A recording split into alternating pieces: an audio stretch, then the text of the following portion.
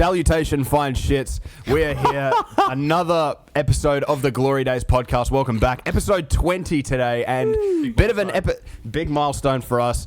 And speaking of big, we got some big guests on today. We are joined by Finn and Will from the Bay, Perth. Lads, how you going? Introduce yourselves for those that don't know who you guys are, essentially. Thank you, Alex. My name is Will. I run Perth Glory HQ on Instagram. The best news account. Best Perth Glory news account around. Yeah.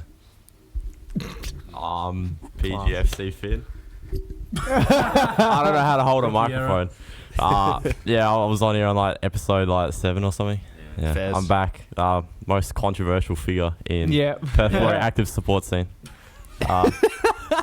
Can't wait for the comments after this one. Yeah, this is going to be fun. Yeah. I mean, judging by the comments that I got on my latest match day vlog, considering that I didn't even mention anything tribalistic. Hey, at least I got subs and notifications on. Well, to be fair. All right. Well, we got a lot to talk about today because, quite frankly, we are all in a deep state of depression from which we will never recover. Once again, as Will just said. But another important thing that we have to mention is a big happy birthday to PGFC Will over here. Decided to not go to the game. 37th birthday, so good on you for that one, mate. Still has never been in the shed before, so. He's missed out on a worldie goal. What? He did. You did. World-class finish, mate. I actually think it was a good birthday present for me to not go. I think that was. You know what? The best That's fair enough. That's fair enough. Just to clarify, I've turned 22. It was nice of it. It was nice of Ross Pelligra though to shout at me for you at Rockball, down at Crown. He's very kind of him. He really does care about. He gave me some nice water. Yeah. and Mentos. Let's get into it because we've got a lot to discuss. We've got a lot of fan thoughts, and I think that was to be expected given just how Glory. We mentioned last week that they're the ultimate tease, and New Year same Glory, and they did just that against West United, losing 3-2. So we had a lot of comments. You naughty. Get into it. So, Jay, Zrilic's game management is shocking. We started sitting off West United. It was inevitable that we were going to concede. Gamulka is invisible and O'Neill is too slow. A decent anchoring midfielder needs to be our number one priority. Mm-hmm. Will McDonald. Who's that? The Badgin boys. Was a much better performance compared to previous weeks. Very happy to see Pearman's debut. Looking forward to joining you boys on the pod. That's so nice. Yeah, non-league dad. Shout out non-league dad. Shouldn't have been in that position. From 75 minutes, Glory looked tired and silly decisions started creeping in. Silly tackles, not trying to hold the ball. Crap way to lose, but shouldn't have happened. Need to be able to see a game out. Should have been the first win of 2025. Daniel Del Barello. Ross better empty his wallet and get John Safran on the next flight to Africa. It's time to pay off whatever witch doctor cursed this club and break the spell once and for all. Hashtag reverse the curse. Hashtag desperate times. Jacob. Not Jacob, the Brisbane fan. Pearman surely solidified a place in the squad. Sale saved us from worse. Think Osler is improving. Defence still too slow to react. Yep. Some questionable choices from Zrilic. Overall better performance, but knowing Glory, it's hopefully not a fluke good performance. Lance Dazaritas. Can't understand all the calls for Zrilic to get the sack. So many heads need to roll before his. We're finally starting to see some stability from him. Sacking him would be the worst possible choice at the moment and will just create uncertainty, instability in the group. Also, his body language, confidence and demeanour in the post-match presser was markedly better. Not sure if anyone else noticed that. If we play like that every week, all the lads put in a great shift, win, lose or draw. I wonder how the fans would feel. Jacko, I've been very critical of Taggart for not working hard enough over the last few years, but credit where it's due. He pressed hard last night until the last 15 minutes when he was just exhausted. I thought that was the best game Glory have played at home for a long time. Didn't deserve to lose. Average. Best game so far, but unfortunately the last of the minutes costed us. Okay. Peter Allen, much improved. Pearman with a wow performance in all caps. Thurgate bossed the game, unfortunately. Defensively, we were shaky all game. Labib switched off many times, and Osler, tracking back, didn't have the intensity required. We need a Hayden Fox-style assistant coach in our setup if Zrilic stays. Ewan, Labib, and Go, Pearman need new deals ASAP. It is crucial for the club. Which left back are we signing this month? What do you think has changed for the players to start playing with a lot more heart in the last few weeks? Are we cursed because we concede worldies regularly? John, neutral here, but most energy I've seen from a Glory side all season. Lots of intent. Labib was solid. Pearman should have stayed on. Glory Productions literally fell to my knees staring at my fucking TV. Absolutely got it. Played a whole 90 plus 4 minutes just to be fucked over by very questionable officiating and some fucking wonder goal he's never scoring again. It's so Perth Glory, but I can't really fault the guys. I liked how the boys really came together for the game, showed real signs of improvement, and Zrilla was up and lively, which was good to see. Overall, we played well. I went into the game nervous knowing what result they were coming from, but I think we didn't let it affect us. On to next week now, I guess. Maybe keep Jalen. Think you can't take Quay off at half-time, but Doggy put in a shift to make up for it. Lachlan, our best game, although I think we sat back too early. Some small mistakes cost us. Doggy got done in for the second goal with an easy cut inside. Lizalewski also probably should have headed it clear. Think for the third goal, Lizalewski should have closed down the bloke crossing. Bring him Asmo on, please. Shout out Pierman. Blake did more in that first half than Bulgaria has all season. Why is it taking so long for him to play? Also, why did he get subbed off? He didn't look tired and was playing well. Without Sale, we conceded 5. Pennington, once again, all class. Toby Nam, I've seen enough. Signed Pierman on a 10-year deal. First game when I thought the team played competent football, which made my decision to come here instead of the Scorchers worthwhile. And finally, Riley, much improved performance. Would like to see the same 11 start again on Wednesday. Well, that's the episode, guys. Thank you so much for joining us. We might need to move to like top 5 comments or something like that, or 5 comments we picked. This is sort of, that was like a whole 5-minute segment of just reading random. Jesus. Yeah. I love that. Well, we love to get the interaction. Of from course, the viewers, and if of you want course. to see some Absolutely, feature on the absolutely. pod, make sure to comment on YouTube or on X, and we'll do our best to show it out. But I think what's clear is that there's some mixed thoughts from the game. I think we may as well just start with some quick initial thoughts, starting with you, Finn. As a quick thought on the game. Yeah. I think once you go 2-1 up, you can't sit back like as much as we did. In terms of, I guess, that second half, you could tell as soon as we shifted, not only in the second half, our mentality, but also when we shifted to a 5-back, and you could tell that those last 2 goals were coming, to be honest. Like, the way we just sat back, we just played so passive. Hamzawi, I don't know what he was doing, getting subbed on at left wing, and you could just tell that that's not where he should be playing. That's not, I guess. He's not wrong, to be fair. You're not wrong. Well, it was better. We actually scored a goal, so Hold on, I'm just gonna help out here. Okay. Is that better? Yeah. You got to have the little. All right. It takes a while. Yeah, well, it was better. We scored a couple of goals, which is obviously a big improvement from previous weeks. Like I said before, I'm very happy to see Pierman get some minutes. I've been saying that to Finn for a while, that he deserves it, and pretty happy for him. I think I knew with about 20 minutes to go that we weren't going to get 3 points because it's glory, and that's just what we do. This is what he does. But better, and can definitely move forward, I guess. Look, brother. We get another look counter for Alex. How many times? Look, mate. In terms of the performance, I have to agree with a lot of people in saying that was probably our best one of the season. I do think it was a bit of a tactical mistake by Zrilla, and we'll talk about this later when we move on to sort of our second half tactical adjustments and stuff like that. But me and James were sort of discussing what we thought needed to be done. And I remember this was just before added time started, and me and James sort of just like looked at each other, and James was like, do we go back 5? And I said, if we were going to go back 5, we should have done it 10, 15 minutes ago. And I think that would have been a bit of a mistake on Zrilla's part. I can see why he stuck 4-4-2, not wanting to sort of change up the formation and maybe throw out all of our boys out of sort of position and out of line, because we were performing well up until that last 15. But I do think like a change would have been needed around that 75th minute mark. I don't think the changes that we did make were the right ones either. If we were going to have all 3 of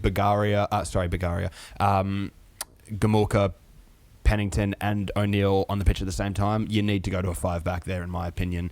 You can bring on Hamzawi, sure, but you got to get Hamzawi off at left wing back. You get Risdon at right wing back, and then in my opinion, you go back 3 with Merchel, Labib, and Lizalewski. I think that would have worked a lot better, especially since we were having problems with sort of Hamzawi being caught up too high and Lizalewski being caught too central. I feel like if you sort of gave Hamzawi that idea to sit a bit deeper naturally, maybe he tracks that run from Tate Russell, maybe not. But look, that's just a thought. I thought that we had a really good game. Just What can you say when you concede a bicycle kick to some scrub in the 95th minute? Musty region. Just, honestly, I might be a little bit more harsh. Probably wouldn't be a surprise. He's going to say someone didn't have a good No. performance. I thought we were competitive for the first 30 minutes and put in a good account for ourselves, but after that we were crap. I think I'll praise the boys for the higher levels of effort and staying in the game for as long as they did. I thought the way in which we got the second goal with Carluccio, I think you could just tell that we were a bit too desperate for a goal and we didn't really know how to manage the game from there on in. And I think Dave didn't make the right adjustments in the sense of shape. And I think maybe a bit of an unpopular call, but the players' mentality needs to be questioned. I can understand that they were tired, but Western United were willing to make more and more runs in the last 5 minutes of at a time, whereas our guys were totally done and dead and buried and couldn't find that extra 2 or 3% needed to see out even a draw. So I think a big difference as well, sorry to cut in, Yeah. they're younger guys, the sort of effort that they were putting on off the bench, Vickery especially, was absolutely crazy. He was gunning it up that side, he was getting fouled constantly, he was cutting in, he was cutting out, whipping in good deliveries. Like, that's the kind of stuff that we needed to be seeing from Faisal or Ngode this season. And look, as much as Quad does try, and I really like what he is trying to sort of do and how he is progressing as a footballer, we haven't seen his output this season. Vickery gave us sort of what we were expecting from Faisal after the Australia Cup, but I really want to see more of that sort of confidence from Faisal. Don't be afraid to make mistakes. Just go out there and just fucking do some shit, man. I didn't go to the game. fucking fake fan. Exactly. Really? Yeah. Plastic. I did watch the game back. And I did watch the last 30 minutes while I was at the pub, so I did see the collapse in all its glory. I think... That's a good pun there. Cheers. I think as someone who supports both Everton and the Glory, and Everton who have done exactly what the Glory did twice already this season, I did kind of accept we were losing after that equaliser because you could just tell that they didn't want it. The tempo from Western just instantly picked up. Instead of dropping back saying, we've got a point on the road, let's take it, they wanted more because they knew that they could get it because we weren't trying. And we just looked like we gave up. It was like, hey, let's drop back. It wasn't even that we were doing a competent drop back. Everyone was just kind of stagnant. There's no press. There's no nothing going on. I agree with James that, we scored 2 goals at home, but apart from about 30 to 40 minutes of that game combined, we were piss poor.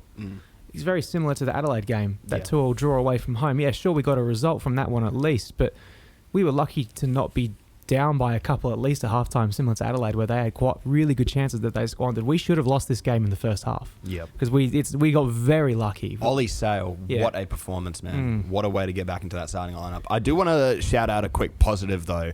I will say the atmosphere at the game was really, really good. The Bay were pumping. The Shed was good the whole night. There are a lot of new faces in the Bay as well that I realised. There's quite a few people there that I've never sort of, like... I don't know. Considering like the overall attendance number was quite low because everyone was on at the Scorchers. Yeah. Which they lost too. What a night. Yeah. What a night. Last ball. Brother, oh my God. Last ball lost to the Thunder and then a bicycle kick from some academy knob in the fucking 95th. This performance from the Glory. As Mitch Marsh gets dropped from the test squad as well. I think this performance from the Glory definitely epitomised that one. I can't remember who it was. I know you know the clip. It can't get worse, can it? It can. It just can. And we keep getting more expectations and more disappointment every week. And it's just, at this point now, I'd much rather lose by 3 goals and comfortably instead of be given the hope of we might win a game and get it taken away last second. Yeah, well, we may as well get into the starting lineup. So, obviously, Dave made a few changes. Riley Warland was dropped from the squad completely. And Zach Lizalesi came in at left back. Did we get any word on why Riley was dropped entirely? Like I have a really good idea why he was dropped. Can I say my idea, Alex? I think he... 3, 2, 1. He stinks. Yeah. He had... Riley's a good, honest player, but I mean, he was fucking terrible in that game against McCarthy. It would not surprise me. He may have been injured though, because I do remember Cam telling us about an injury that he was coming off of. Yeah, he might have been, but he probably also needed this week to sort of. I agree. Young player and reset because Jed Drew absolutely killed him. Yeah. But I think the big change and the big positive, if we're going to look for one coming out of the game, was Jalen Pearman. The pair. Because Williams going out, we were sort of definitely like, oh shit, we're in big trouble. But I think Pearman, for his first few minutes of the season, that's his debut, right? 100%, his debut. I think he came off the bench against Melbourne City in the Oz Cup, but A-League debut. A-League debut. Yeah. But A-League debut. Yeah. What did you guys think of Pearman's performance? He's brilliant. I'm happy for him. Yeah, Finn and I have been watching him and the other NPL boys play last season, and I'm just happy to see him get minutes, and I think it's very deserved. I was just gonna say the fact he hasn't been caught up until now is ridiculous, even on the bench, like at all this season, because of the way he played during the NPL season. Are there any players that other players for the NPL team that you wish would get a call up? Anyone that you can think of? Sebi Despotovsky. I knew you were going to say that, bro. He's brother. I hate to say it, man. Look, I played against him 2 years ago. Did ya? Oh no, not 2 years ago.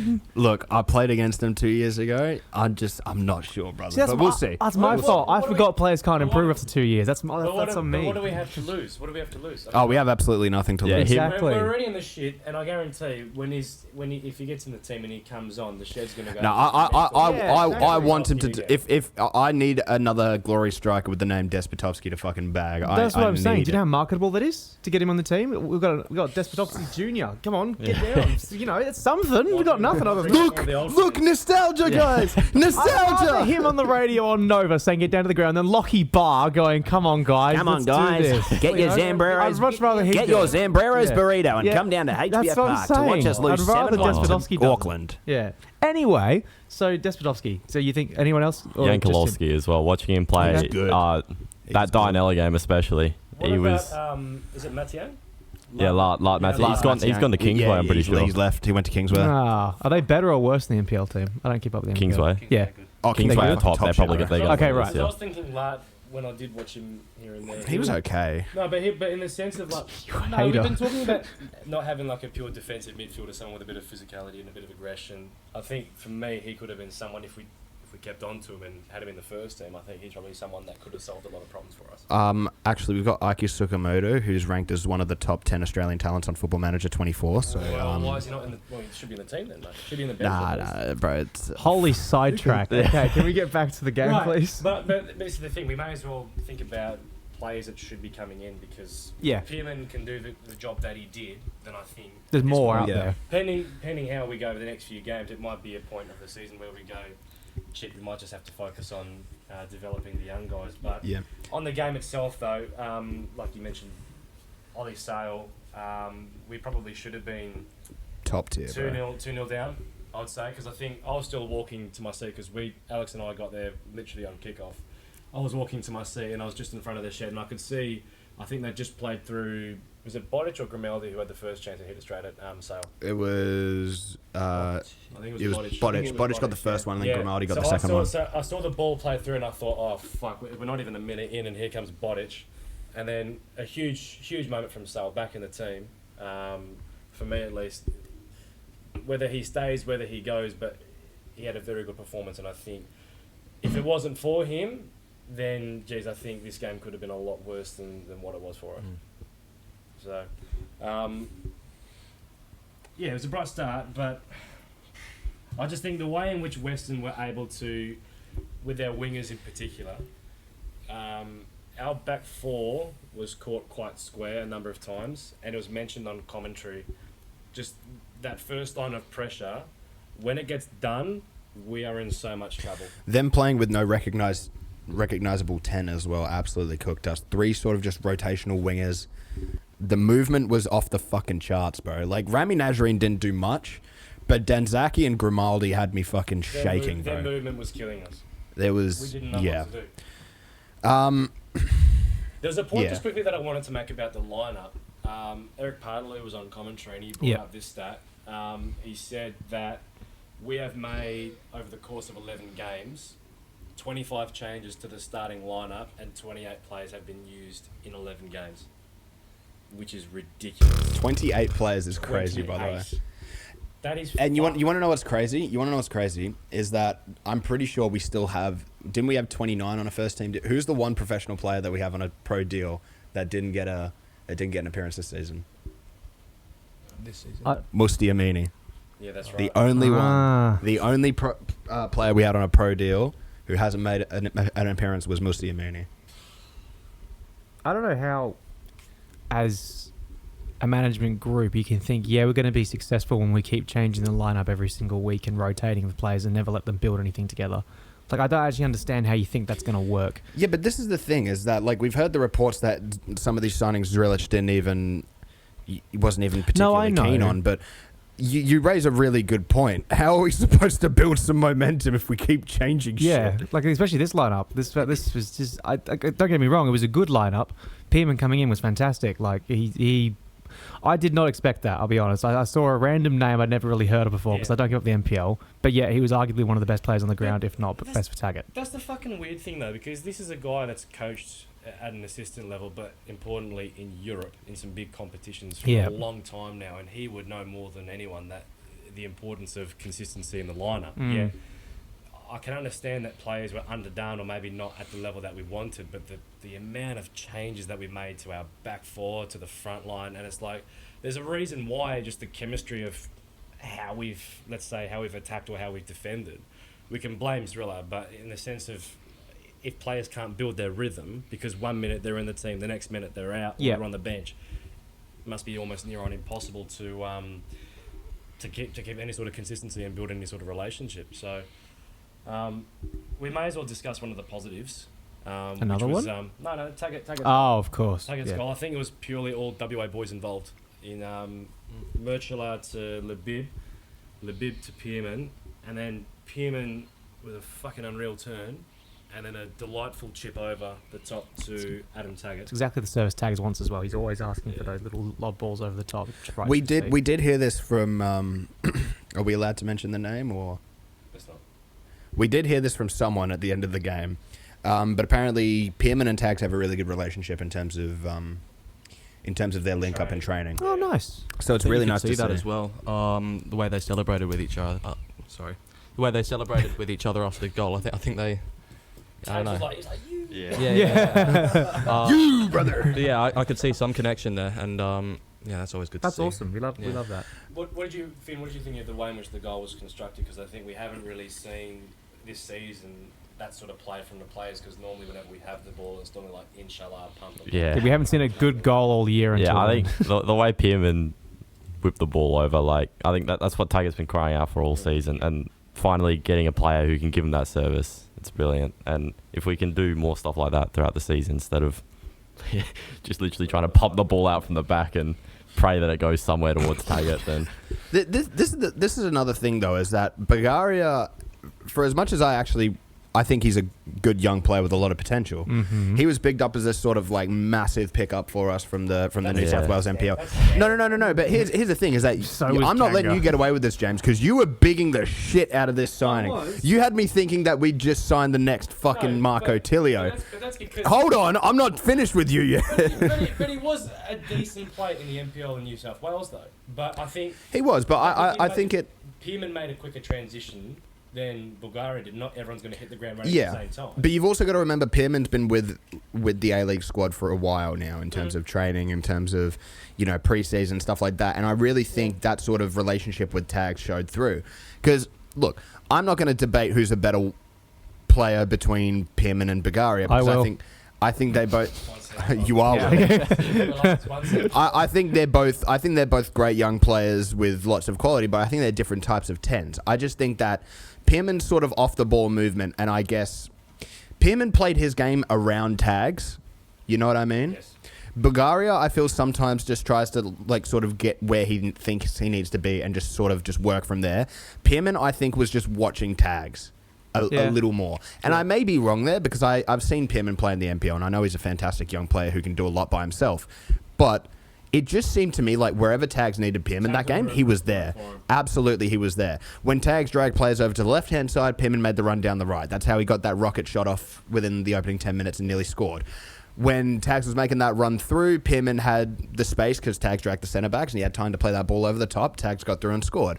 So Pimmin looked to me like he was focusing a lot more on his striker as a reference point to where he needed to be moving. And Tags is just so good with his movement that I feel like he just naturally creates space for Pimmin without even trying that much. Even beforehand, when Pimmin received the ball, it's like that move doesn't happen unless Labib does that pass, which takes out a few Western players, because a lot of times, I think I might have made this point to you, Alex, during the game, but when we're in settled possession, when we're moving the ball about on the rare occasion that we do, there are so many instances where we sort of don't really know what to do, and then it gets to a point where someone loses the ball because they've been given a hospital pass or they get it taken off them too easily, or we just try to pump it long. Yeah, and for as many times as we've said that one of Labib's lesser qualities is his actual like passing range, that was a really nice pass to Pim and just sort of set him up into space. Yeah, exactly.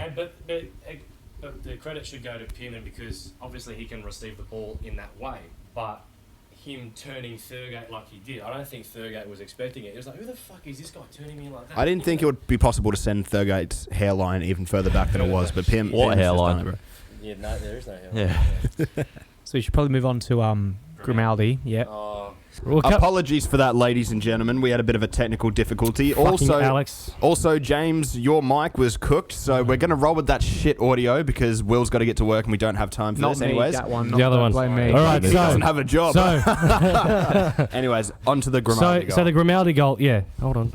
Don't touch my phone, you bastard. No. But, so the Grimaldi goal was just an example of our poor defending and the fact that... our attention to detail, our attention to, dangerous players making good movements into the box, whether it be Thurgate making a deep run or Grimaldi just ghosting in, our lack of awareness of dangerous players was really poor. And I would have expected at this point, after, 11 games in a season, along with the whole preseason, that we would have made an effort to rectify some of the shitty habits that we saw last season from a defensive perspective. And the fact that we conceded so quickly after scoring was a big kick in the balls. And I could literally see, because I was sitting behind Driller, he was pretty pissed off, put it that way. So, yeah. What did we think about that goal that Weston got? Finn? I don't know what these guys. I don't know. They're just in their own fucking world. just leave them to do that. Yeah, the way it's happened all season, we seem to score and then within 2-3 minutes we concede again, and it happened again, and I don't. It's happened again. It's happened again. Done it again, that Harry Kane. It just seems like the players get so passive, and after we score and we go up, it seems like especially at Unite Round, that other Western game, they don't know. Yeah, shit, you're right. They go. Yeah, cool. They go passive and they don't they think they can sit back and do whatever they want for the last 60 minutes, however long it is, because we're asleep at the wheel. Yeah, we're asleep, and we get caught, and it's exactly what happened with that goal, and it's exactly what happened with the 2 extra time goals. I swear there's no worse place to be for one of those moments than the Bay, because just all the life just gets sucked out immediately. It's so fucking depressing. Straight into the KSI. I was watching Mitchell go ape shit, fucking swinging his shirt around, people banging on the fucking gates and everything, and then it's just silent. It's just dead silence. Not a word. Yeah. Will, what did you think? To be honest, I forgot what the goal looked like. It's been a couple of days since I watched the highlights. Yeah, it was chip and then the volley. Yeah, it was the pullback into the box, and then Grimaldi slotted it into the bottom corner. Yeah, I don't remember, but stuff. we conceded, and that's bad. So that's all I have to say, really. Yeah. We conceded. Boo. Boo, bad. Smart. So what do you think? It's just, again, wasn't there, so I didn't see the build up. I saw the highlights. I saw all that kind of stuff, but it's just a very stereotypical way that we concede. We do something really good, and we hate stereotypes on this channel. Please continue, Will. Okay. No, it's just very poor defending. I don't know how many times, even when we had Kanga in the back line or whoever we've had in the back line, our weakness has always been the cutbacks. I don't know what it is. Stupidity. It's just chaos ball because we That's never it. seem to be able to win that first header Yeah. or the first pass into the box. And if we don't win it, I wonder if there's someone who has stats like that for these games where if the team doesn't win that first ball into the box, how many times do they end up conceding? Because I swear for us, it must be over 50% of the time. If we don't win that first ball, it's done. There has to be some like sort of witch magic that's put onto our players because I swear every player that ever graces the field from Perth Glory either goes from promising young talent or solid, A-League player to just absolute dog shit. We had a Copa Libertadores level centre back that couldn't pass a fucking ball. Like Jesus, he was hopeless. But yeah, it was a very stereotypical goal to concede. I wasn't surprised that we conceded it. Nothing really surprises me anymore. But again, it's just very simple, the basics of defending, and once again, just not following through on everything that you think that they'd be working on at training. Yeah, well, if you can't defend the lead, and we had 2 goes at it because obviously we had the Tago goal, and then we got back in through the Jared Coluccio strike, which we may as well get onto because in terms of persistence and working together, it was great to see Lizalewski dominate that aerial contest that he had against his opponent to win the header. Taggart did exceptionally well to hold his defender back, and then Doggy comes through like a freight train, gets the ball, and shows a bit of individual quality from a wide position, something that we've been lacking for pretty much the whole season. And unbelievable finish. I mean, we've been wanting a bit more productivity and output from our wingers, and we were intrigued to see Doggy warming up at half-time going, oh shit, he's going to come on. He does come on and he adds something. Yeah. That's we thought he was coming on the right-hand side as well. So when we saw Quar subbed off, I was like, what is happening here? This is what really gets under my skin about Driller and his selection. No way the proven A-League winger comes on and does a proven A-League type game. What? No way! Are we serious? We all know the dog is good enough to play on the wing for any A-League team. He's shown it time and time again. But yet we only bring him on for small cameos and normally he's at left back. Because we see him because we officially see him as a closer. But he's not. He needs to be starting. I'm going to give someone a fucking clothesline if we don't start Doggy next game. Times he has played on that wing and he's done it. He might not have scored or assisted or anything like that, but he's been solid. I've never been able to say when he comes on that wing, I've never been able to say that was a bad game from Dougie. We'll skip transfer talk for this episode because we got the window coming in about 1.5 weeks. But I am expecting that we're probably going to lose Doggy at the end of the season. Yeah, probably. Which is going to absolutely suck. But why would he stay? Because he doesn't get a full 90 and he gets put on at left back. He should be. So I love Trent Ostler as a Perth Glory Academy boy. I don't see any qualities that he has that are not possessed by Doggy Carluccio, if not exceeded by Doggy Carluccio. Quality finishing. Well, I'm sorry, but Trent. Really? Really? Yeah, but just on Trent real quick though. I mean, I'm sure. Look, he obviously has had. I might be wrong, but I'm pretty sure he had some knee injuries early on in his career or something like that that stunted his development. But at some point, you've got to start showing why you should be an A-League player and get to the point why you should be getting consistent game time. Yeah. And he's had a few starts now, and I'm sort of like, what are you bringing to the table? Like, I mean, I know he's a physical kind of guy, and I think he'd probably be honestly better as a striker than out in the wide position, but he can't really get past his man. He can't really dominate physical contests well enough. And then when he gets tired, he then does stupid shit like give fouls away. Like, there was a moment where in the second half where the player was going absolutely nowhere, and then Trent just hacks him down, and then at that point the assistant coach Tommy got out of his chair and then sprinted down yelling out, Trent, what are you doing? And it's like, this is a thing for our young wingers as well. It's like Pearman could come in. Obviously, he hasn't been in the team up until this point, but he showed something where fans can go, okay, that's what he can do. He can turn well, he can pass well, he can link up well. And for some of the other guys that have played more games than him, we need to start seeing more. And Doggy did well to score, but that's as a more general point for our wingers who are young and trying to find their way. You've got to bring something to the table at this point because we can't make any signings until the 16th, at least bringing in players until the 16th. So we've got some very tough games coming up, and it's up to the young boys now that are there.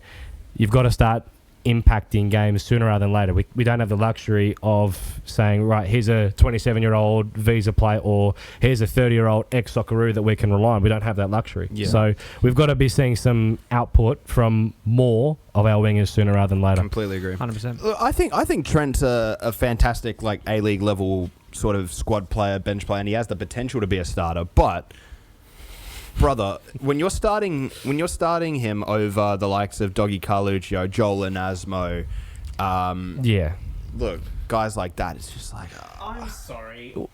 You know what? No, we're not doing this. I'm not going to. What are we We've not doing seen today? like 10-minute cameos from him against tired legs, and you think he's this god. He's not. Who? Joel Anasmo. He's not that good, man. But the brother, at least he has output. Will. No, 100%. But why? No, I just think every podcast is Joel Anasmo. It can't be that good. There's a reason. Wait. Wait. Hold on. When we had that sub, and then we'll get on to the two West United goals. But David making the sub for Hamzawi to come on for Trent Osler, I think everyone would have thought beforehand, okay, you're 2-1 up, you're somehow 2-1 up, you're somehow in the lead. Yeah. You're going to want to either go for the kill, or if you're going to want to be a bit more defensive, you need an outlet. Pumping it long to tag it when they're winning practically everything and we're tired on our feet, and you could literally tell that within about 65 minutes, all the players were gone. Why didn't he bring on Joel Anasmo? I'm sorry. I've got to say as well. How can you not think he had Marcelo at HBF Park last season doing on fucking ray gun cosplay, bro, doing breakdancing on the floor? But that was like after the 80th minute. No, it wasn't. What do you mean, bro? It was like 65 minutes. 70 minutes. Whatever it was. The bloke's in his late 30s. Of course, anyone with pace is going to. But the point is, that wasn't pace. That was skill. No. That was 1v1 ability. Then and why is Zrilla playing him? Then why is because it no? Because Zrilla, we've heard. This is the just same. Wait, no. Okay. We said we heard. So Anasmo apparently hasn't played all the preseason because he was injured. Correct. And apparently Zrilla is hesitant to play him because he hasn't seen that much of him. But I find that a little bit confusing because he'd be more than happy to chuck Riley Wallen in cold at left back against Melbourne Exactly Victory. my point. So, but not what's put him. happening? Well, I think Joel should. Whether Joel's the best or not, we needed an outlet and we needed a bit of speed. And I think everyone in the stadium and everyone at full time also said, well, Hamzawi was a confusing sub because when he came on, you boys probably would have seen it in the bay. Hamzawi and Lizalewski were literally going, what the fuck? Who's going where? Yeah. It's visible confusion.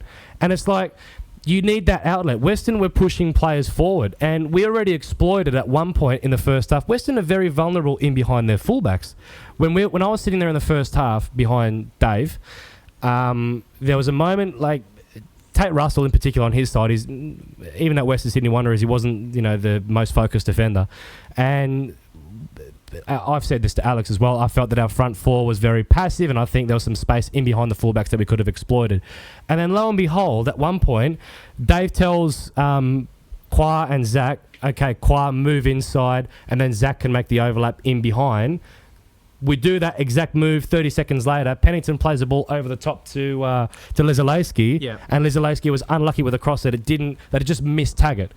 It's really crazy though. Zach is really improving in terms of his attacking ability. So I don't see why he hasn't been involved as much. But the bigger point though is that they were vulnerable in behind, and we needed an outlet. If we were going to be defending that deep, you can't just clear it for the sake of clearing it, because we clearly don't have the mental fortitude to withstand 20, 30 attacks when we're already dead on our legs. We needed like an outlet, and I guarantee if we had Joel and Asmo running in behind, Western would have dropped their line at least 10 or 15 metres. They would have been extremely hesitant if they lost the ball. We had that exact situation on his debut against Sydney. Where Melbourne City? No, it was against Sydney.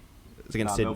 His debut was City. Sorry, he scored on debut. Where he scored, Their line was out of order. They didn't have people back. He gets the ball, picks it up, runs the length, gets into space. Williams finds him. Long ball in behind because he's got speed. The amount of times that we had Pennington looking to play a long ball for no one there. We had people trying to get into space and there was no one there. You have Joel Anasmo there. He's getting up the line more than Anis Hamzawi. Like, I'm sorry, I love Anis Hamzawi. Right? Why was Faisal dropped?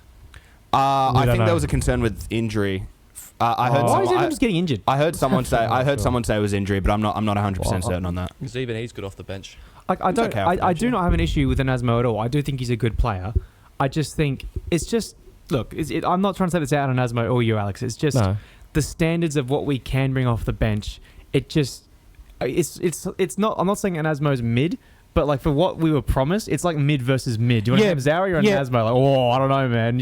But if you're talking about promise as well, we already Anasmo 100%. But we already established in the sense of the squad composition that everyone from top to bottom overhyped things to shit, and it led fans' expectations through the roof, and we couldn't deliver something that we promised. But on the game, again, it's like everyone knows that Anasmo, even in NPL, was a good runner, good in behind. And that's the thing. Western don't have the quickest back four. No. I mean, they would have had Garuccio wanting to whip balls in. They would have wanted to have had Tate Russell in. They were trying to get numbers. Why didn't Dave go, Joel, get yourself ready. Pennington, O'Neill, you guys can ping a pass. As soon as you get the ball, Joel, you have a higher starting position. Let's say we wanted to go with the back five, right? I think it would have been better to have had both Tags and Joel up front, almost like a front two, where you can maybe have Tags dropping in, and then you can have an Anasmo running in behind. But I don't know why we ended up going with Hamzawi, who, when you talk about the second goal, obviously we could tell that we were dead on our feet, but 2 mistakes for that second goal, and then I'll let you two boys give your thoughts on it. Vickery was allowed to cut inside. Hamzawi's starting position was too high. No one was communicating with him that he had Tate Russell making a run on the blind side. Ball gets whipped in by Vickery. A mistake by Lizalewski, who up until that point had been killing it every time an aerial contest came near him. Silly header where it deflected off, and then Russell forces the ball home. This sort of shitty defending, like whether it's early in the game, late in the game, is costing us points. And there has to be some level of accountability to it, because I can accept early on when we're trying to find our groove. But when it's not just young guys that are making mistakes, but also senior guys as well, making mistakes from a defensive perspective. Visa signings as well. Next Lizarazu or whatever. That can't be acceptable. So, from your guys' position, because the goal happened right in front of you, what did you guys think of it? Well, it's not the first time we've seen Hamzawi miss a... sorry, again. It's not the first time we've seen lack of awareness from Hamzawi. Is that we saw it against Wellington, that second goal. So, it was a bit of a scrappy goal, wasn't it? I think I kind of forgot that one as well. But, poor goal to concede. A bit annoying. That's about it, really. Ben? If I'm being honest, I was playing the drum, so I wasn't even looking. The last 2 goals just felt like a haze to me. It was something I expected to happen, but you watch. I don't want to slate on Hamzawi because he's like a nice guy. Like he's a really nice guy. He actually is. He's a nice guy or not, boys. We fucking don't win games. I don't care if you're nice, if you're a bastard. Like I literally saw Nicholas Pennington ditch the fucking pickle juice at the high performance guy. It was, and someone gave him a bottle that wasn't even full, and he just like pinged it straight at the guys on the bench. Like a bit of aggression, but I don't care if you're a nice guy or a dickhead, to be frank. But Hamzawi, he just got lost again. Like he did exactly what he did against Wellington with that second goal. He goes into no man's land, loses his man, and ball gets pushed over the line. I'll keep mine very brief because James, I would rather you go off on him. But it does just seem, again, it is just such a simple thing. It's just so basic. We're not asking you to pull off this insane, like Virgil van Dijk-esque clearance. No. We're just asking you to be within a metre of your man and watching where the ball's going and watching your man. That's it. And if you do that, we might not concede. But somehow, you have been developed into a defender. Well, I don't know your career path, Hams. I don't know how you got here or what you were doing, but congratulations. But how are you forgetting twice in a season to mark your man? It just doesn't make any sense. It's like one of the first things you learn. We'll show some awareness. I mean, you're meant to be in line with Tommy Murchula from our position when we were sitting behind Driller. We could hear the players, and of the back 4, Tommy was the most vocal. Did someone say the back 4? I knew you'd say so. Yeah, sorry. No, but he was the more vocal, and I'm assuming everyone would have been listening to Tommy's call. Why not get in line? But also, there was a moment where Hamzawi checked over his shoulder, but he didn't check far enough to see where Russell was. Yeah. He had no idea. So you can go in on Zach for the header, but I look more at Hamzawi not showing enough attention to detail, knowing that Western were committing players forward, knowing that Russell wants to get forward, he's more of an attacking sort of fullback. How do you not at least get your bearings right? There's someone that's coming in behind. I need to readjust my position. So we fumbled it on that one, and then literally 2 minutes later, we'll probably have this goal on repeat. But Lawton, if you're talking about the goal of the season, one of the best goals that's ever been scored in the A-League. I mean, first of all, I think the young lad was probably surprised when he went over to the Bay of the amount of fans that were there, given he's not used to that many at the Western games. But unbelievable finish. And again, stupid defensive mistakes. Simple, basic ones. No one tracked the run of Thurgate, who was hiding out on the right wing. Lizalewski and Hamzawi both too slow to get out and apply pressure. Yeah. And then when you have a finish like that, I can't go hard on the boys because it's like, fuck. The thing that frustrated me the most about that finish, like all credit to him, to even have the audacity to take it on and get it on target is insane. Big set of balls. So, fair play. Big set of hair as well. But the one thing about that finish that just really, it just sums up the Glory season. If he hit that how he wanted it to, like on his boot rather than like on the top of the below of the shin pad, because he hit it there, I don't think he gets that angle to Ollie's right, and it goes way closer to Ollie, and Ollie just catches it. But because he shinned it, it sprawled off to the right, and it just that's what. It was a miss kick, but it looked brilliant. It was brilliant, but if he just hit it properly, then we wouldn't have scored. Yeah, this is the exact same thing with like the Riley McGree Scorpion kick. Yes, it's just like it's brilliant. Yes, I'm gonna watch that shit on repeat. Yes. But he did not mean that shit, bro. Yeah, bro, you did not mean that. Remind me exactly of Piole's goal against Sydney. Oh, exactly the same thing. Yeah. Jordan Lawton, I doubt you're watching this, mate. Brilliant goal. Fair fucking dues to you. But I know you got a week off because of that red card, mate. You got plenty of time to leave us a comment and tell you, did you mean to shin that shit into the bottom right-hand corner? Of course he didn't. No one means to shin a shot. He definitely went, fingers crossed that goes in. But I think when we saw the goal, we didn't react. Dave was sort of like stunned. I think everyone in the crowd was stunned. I mean, if you want to see me and James's reactions, you can see it on the Back Four Podcast YouTube channel, my latest Matchday vlog. But anyways, look, I completely agree. You know that sort of feeling when you got, like when you're starting to get a bit sick, you got maybe a bit of a head cold or something, and you have those sort of moments where your body's just moving, but you just don't really feel like you're present there with it. You're moving, but you don't know how or why. Yes. That's what that last 5 minutes felt like to me. It just felt like I'm just sitting there just watching shit. You know what I mean? I was sitting on the dunny, just motionless. No, but I'm just sitting there watching that. I'm not feeling angry. I'm not feeling sad. I don't even think I felt disappointed. It was just like you're just stunned. Yeah. I was there it is. It's like watching the ending of a movie and then going back and then watching the 10 minutes leading up to it. It's just like, well, you knew that was going to happen. I knew this was coming. It's just like, well, what great. didn't piss me off as well, it wasn't the goal that pissed me off. It was Angus Thurgate coming over, taking off his shirt and then trying to show his shirt to us. Yeah, I think there's a clip of me on the Paramount broadcast. I was saying some choice words to him. But he tried to show off his shirt, failed miserably. It was like inside out. Yeah. Oh, but this is the thing. They're not used to playing in front of they're not used to playing in front of a big crowd. Yeah, they just couldn't handle it. They're just used to playing in front of like 500 people with a dude on a megaphone. That's it. So shout out Aiden. So, but oh my gosh. But this is the thing: poor game management in the last 10 to 15 minutes. Players looked fatigued. Taggart on the post-game show, I'm pretty sure he said that we were totally cooked because of all the pressing. I think a question moving forward. All the more reason why you should bring on some attackers with high intensity to be able to press those last 20 minutes. I know, but Partaloo mentioned this on the commentary. It's like, do we persist with this system even if we're not fit enough or conditioned or tactically ready to play it?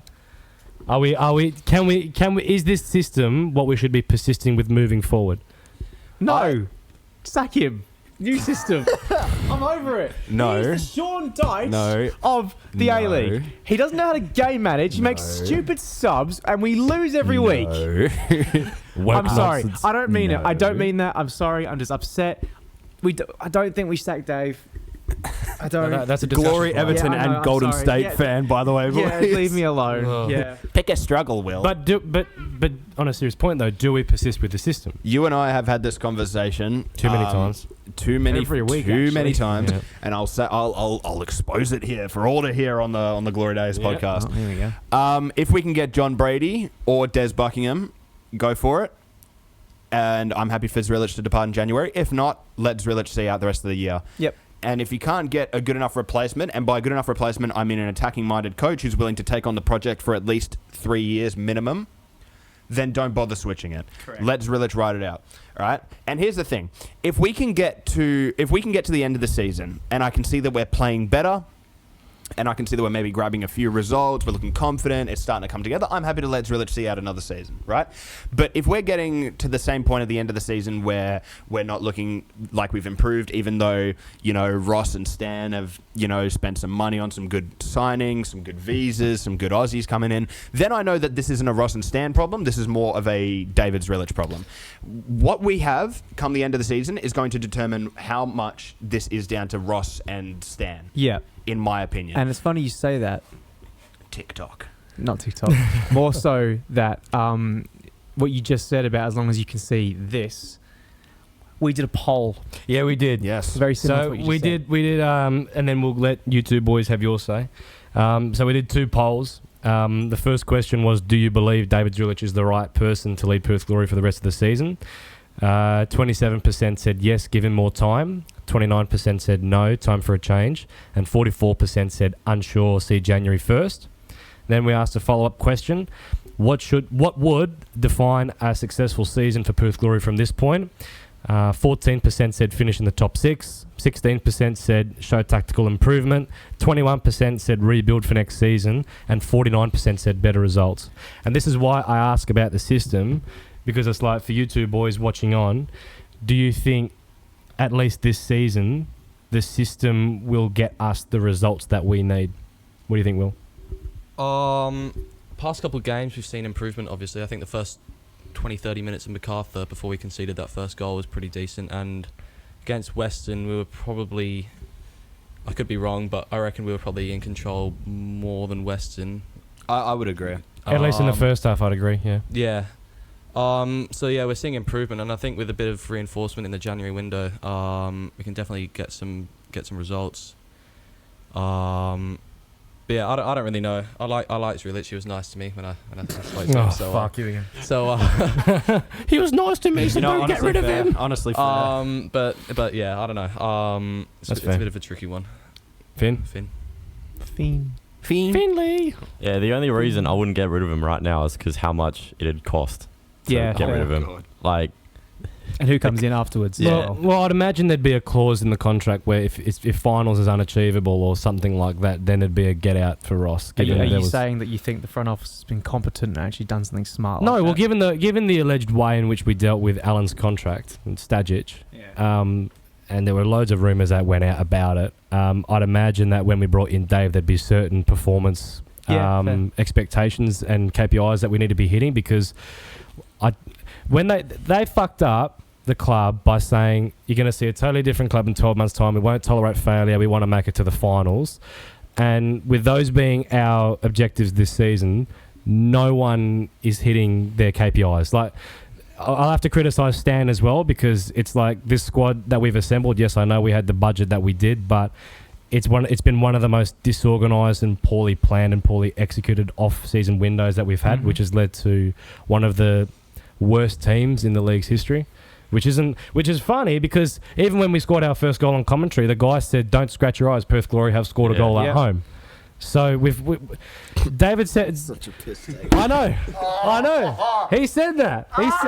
He said that. What has happened to my fucking club? But the other thing as well, David recognise it, do you? David was saying at full time, he was saying that we're wanting to build a totally new team, totally new playing style, and totally new culture.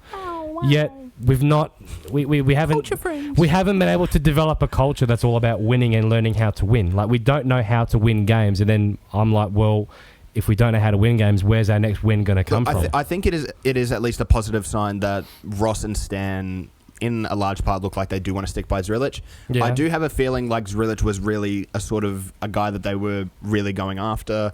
We heard it all with this is a big coup for the club. Yeah. But look, if they want to make the educated guess to stick by Zrilic, I'm happy with it. Well, I just want. I can see that we're slowly getting better. But are we getting better?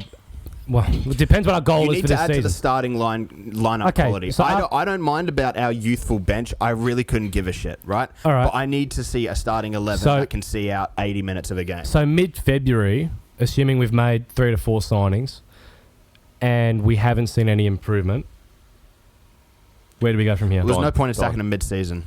Don't do February. Give it by end of the season, man. In my opinion. Tick. Oh fuck. Talk. Well, what do you think? I know it was nice, but what do you think? What do you think? I mean, since there's no relegation, there's not really any point in sacking a manager mid-season, in my opinion. Especially when there's not really much in the way of replacements. I don't know. That's about. Get Marco Rudan, boys. Kenny Lowe. Well, what I would say, and this might be a bit controversial or a little bit harsh, but if Dave is going to go, then Stan has to go as well. I mean, I love Stan as well because, when I met him, I could tell he was an honest and genuine bloke, but he didn't interview... Honestly, shit. No, he didn't. I'm joking. He didn't interview a few days ago, and one of the first things he said was, I apologise to the fans. I know that they've been hurting and the results haven't been there. We're going to bring in some really top players. Wow. You said that about Caicedo, didn't you? Yeah. Oh, hold on. I just saw a point up there that I think we should address. I know we said we wouldn't talk about signings, but we'll just drop one quick thing. This is directly from Stan Lazaridis. There will be 6 big signings coming our way. 3 to 4 will be bought in the upcoming window. Now, what the fuck is a big signing? We've heard some rumors, and we're not going to mention anything because it's not confirmed. So there's no point putting it out into the world and seeming like idiots if it's not true. Yeah. But if what we're hearing is classed as a big signing, I am seriously concerned as to what the other 2 or 3 signings are going to be. But it's not even new players. We're just re-signing Faisal and the Biv on new contracts, so it's technically a signing. Welcome back, Musti Amini. Well, the Jacob Burns. The pressure's on to get things right because the way in which how Stan described the whole Kanga and Caicedo deal. So you guys might know this, but we were trying to go for a Colombian centre-back called Christian Devenish, 23 years old. Yep. Really, really good prospect. Everything was basically all done, including the visas and airfare tickets and signing the contract and all that. We don't hear from him for a week, and then he calls Stan and he says, I'm signing for a club in Portugal. And so the club was sort of like, shit, do we take him to FIFA? What do we do? And then they were speaking with one of the agents involved with the deal, and the agent said, I've got 2 guys from South America, both decent, try them out for 6 months, and if they don't work, you can send them back to their respective parts of South America. And for me, he shouldn't have hyped up either of those signings to the way in which he did, and the fact that we've gotten rid of them already, for me, is like, well, it's just adding to the further disorganisation and the fact that we've not really been able to build a solid core. And that's something that I've heard for some time. A lot of people have felt that we don't have a core that you can rely upon. And I think that's pretty clear this season. Like, I know we've got a lot of young boys, but in the sense of senior guys, there's not a large enough group of players that you can rely on. So big pressure, I would say, for Stan and the club in general, that these signings have to be much better. We'll touch on Sydney FC, given we've got them next. Sorry, I just want to say real quick, just on those polls. Yeah. To the 14% of you who said top 6, what planet are you on? Like, genuinely, if anyone... I was wondering who was going to take the bait. I was going to say You said something. you didn't do that. You said I was going to say something on it. that, bro, but I was like, no, I'm not going to do it. You can't. It's anonymous. Who would pick top 6? Fuck knows. Top 6. I think I know a few people. But It's been hijacked. what world do you live in, whether you're a Gloria fan or not, where you look... He picked top 6. Finn! Is this bait? I'll make it for top 6. Is this bait? Huh? Is this bait? I Do didn't you look at. genuinely I didn't look at. there's a chance? I just clicked the top answer. To be honest, I didn't really. I wasn't. I clicked the one. Well, Go on. I'm basing this off of Stan saying we're gonna get 3 to 4 big It's too signings. late, mate. Top players. We could win. We could get... I've seen the Mariners do crazier things. I've seen Adelaide do crazier things. I've seen Man City go on an 18-game Oh, winning here we streak. go. There's no reason that we can't do that. Okay, no, I Everton understand what you're fan. saying, but Are we playing this game again where we believe Stan when he says we've got big signings coming in? No, I'm not playing that stupid game. I think he's learned his lesson this time, man. No, I bet. not until I see it. Because like you said, if these big players that we think that might be coming in, if those are big signings, look, if that's big, then I'm skinny. But I can't. That's what I'm saying. But I can't trust them anyway because of what they said at the start of the season because they overhyped things way too much. And I guarantee if they just said, look, we've inherited a club that is totally fucked. We are not going to be able to do shit for a year. Hang in there. We're going to try and make things better as soon as we can. Don't expect anything major or hectic. I'm telling you, how fucking funny will it be that in next month we'll get a live Ross Pelligra interview, the State of the Union address or whatever the fuck, and it'll be like, look, we fucked up the past year. We're gonna work really hard, but don't worry, guys, you won't recognise this club in 12 months' time. Look, what you just said, James, like, I completely agree with you. However, that's not what's happened. They've joined the club, seen, oh no, this club is not where it should be. Instead of saying, yeah, give it a year, nothing's going to happen, give it a year, we'll be better than you ever seen it before. Haha. No! Well, they said themselves they underestimated just how... Who's they? Ross? Well, David said by default. Right, okay. That's not who I want to hear it from. Well... I can't.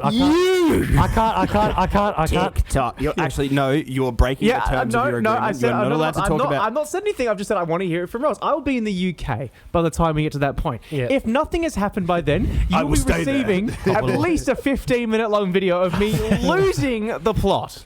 Keep an eye out for that video, by the way. That's going to be generated. I hope it doesn't happen. I will make that a separate video on the channel. Let's just move on. Ross just signed some really good marquees and shit. So we'll get on to Sydney. We'll get on to Sydney FC. Wednesday Arvo. William has Perth Glory related aneurysm for 15 minutes. This is going to be generation. So Sydney FC, we play them on Wednesday afternoon down at SFS. Their form has been patchy. They drew with the Jets. And the week before, they had a good win against Melbourne Victory. No Douglas Costa. For me, this is a massive danger game. Is it? The last one, in the sense of a belting, possibly. Well, we've got 3 games in the space of 8 days. We've got Sydney, who are Sydney. We've got Auckland, who are the league leaders. And then we've got Western Sydney, who are Western Sydney. No, I mean, it is a danger game. Oh, no, every game is a danger game, bro. The only danger is how many do we lose. That's what we're saying. It's a danger game. But we've lost. Yes. But now, by how many goals? Hopefully by less than 3. Or less than 7. Well, the last win we had against Sydney at Sydney was in January 2022. So maybe we can, change. 7-1 last time, wasn't it? Hey? 7-1 last time we played them. Yeah, but the last time we beat them, yeah. Well, I'm scared to play Sydney. I don't remember that game. It was Bruno and Brandon O'Neill. Oh, I do remember this. Oh, yeah, that's right. Yeah. No, it was it was Callum Timmins. No, that was against fucking City. That was against City. Callum Timmins never did anything. He scored a thunderblast against City. Finn and Will, what do you guys thoughts heading into the Sydney game? What do you think? General thoughts. I think if we almost got a result against Western, we can definitely get something against Sydney. Delusion. That's ambitious. That's just like the worst thing I've ever heard. Actually. Yeah, I probably am just delusional. Yeah. I don't know. Do you remember the last time we played Sydney? You don't remember any goals? 7-1. Okay, yeah, right. Okay, yeah, I watched every minute of that. Brave. Wow. Yeah, I don't know why not. Should have just turned the TV. Listen. Turn the TV. Let him finish. Yeah, no, I don't know. I like to be ambitious. I like to say we can get something from it, but think big. I was just checking now. Sydney have conceded like the 5th most goals in the comp. So we're gonna lose 5-2. Yeah, probably something. We like scored that. 2 goals against Sydney. I wouldn't mind it. 2 goals. Yeah. Finn, what do you think? Yeah, our only saving grace is that Douglas Costa's out. Like, yeah, that's true. Yeah, it's true. I don't see us getting a result. Not before the transfer window starts, anyway. Do you know Douglas's first game back is scheduled to be Perth at home? Perth at home, yeah, I know that. But it says 6 to 8 weeks, so it could be more. The shitty thing as well is that we're going to have the Sydney game on the Wednesday. We'll fly back on the Thursday. We'll train on the Friday, and then we've got the game on the Saturday. Meanwhile, Auckland would have already been in Perth for 3 days before kickoff or something. Oh, I'm Auckland. Look at me. I've got money. Whoa. In the sense of like a really tough run ahead for the boys, it doesn't get much harder than Sydney, Auckland, and Western Sydney. So So how can we How can we get a result against Sydney? By playing 8 at the back. Yep. Sacking Driller. Putting Kenny Lowe in. No, I'm kidding. The only way we get a result from this game is if Tommy decides to turn back the clock by about 5 years. Yep. Ollie Sale continues to do what he did last game and just do a little bit better. Pearman turns into Castro. Yeah, Pearman turns into Prime Castro. Taggart somehow scores every shot he takes, even from 30 yards out. It just goes top bins. Like, look, I want to be optimistic, and I'm actually a very optimistic football fan. I'm not a footballer. Wow. Yeah. Like, I watch every Everton game and I think, oh, maybe we can get a result this time. We never do. But when it comes to Perth, that's how bad Perth have gotten, where it's like, I'm not actually optimistic anymore. I generally just accept defeat every game. So, how do we get a result? The only thing is maybe Zrilla has some idea how they're going to play as he has so much experience. He should know their secrets. If he knows any kind of secrets, which he thinks they're still going to be using, despite maybe some management change that Sydney have gone through, there's a chance that maybe we can hold them to a draw and maybe get a lucky winner at the end, but that's only if Zrilla really just outdoes himself. I reckon we challenge them to a custody of Leo Sainer ladder match, and if we win, is that the Johnny did the cheeky tweet saying, "Oh, Leo Sainer would be a good way of signing"? Yeah, he would be. So look, I've asked Grok AI who they think is going to win, and they are predicting that Sydney will win 3-1. Okay, which isn't actually that bad. So speaking of predictions, we're going to go down all the way up. Finn, what are your predictions for this game? Be nice.